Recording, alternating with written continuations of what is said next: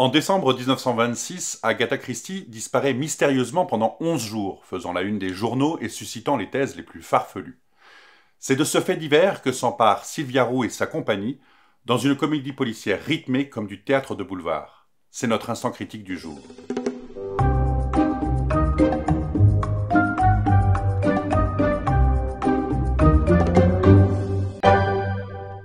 Accident, suicide, kidnapping, meurtre, les supputations vont bon train au lendemain de la disparition de la romancière Agatha Christie, alors âgée de 36 ans et déjà célèbre dans la nuit du 3 au 4 décembre 1926. Sa voiture est retrouvée abandonnée au bord d'un étang, les phares allumés, la portière ouverte, son manteau de fourrure et son sac à main à l'intérieur. Il faudra attendre 10 jours, le 14 décembre, pour qu'elle soit fortuitement reconnue par un musicien dans l'hôtel Swan Hydropathique. Elle y était enregistrée sous le nom de la maîtresse de son mari, Teresa Neal. Archibald Christie se rend aussitôt sur place et découvre que sa femme souffre d'une amnésie soudaine, étant incapable de se souvenir des derniers jours, ni même de l'existence de leur propre fille. Que s'est-il donc passé durant ces 11 jours? Historiquement, nous ne le saurons probablement jamais, mais l'histoire est suffisamment étrange et colorée pour susciter l'imagination.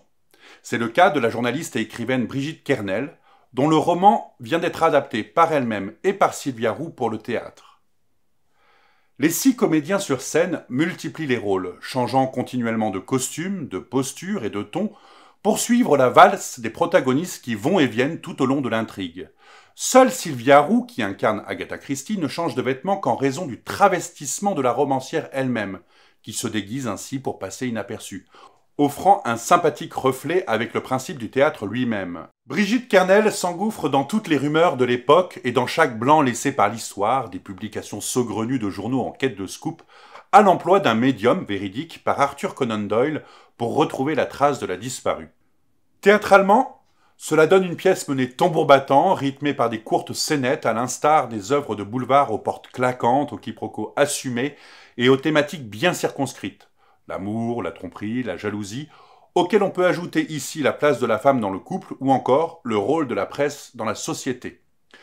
Rien de bien profond non plus, rassurez-vous, cela reste une comédie légère et divertissante. Faut pas trop en demander.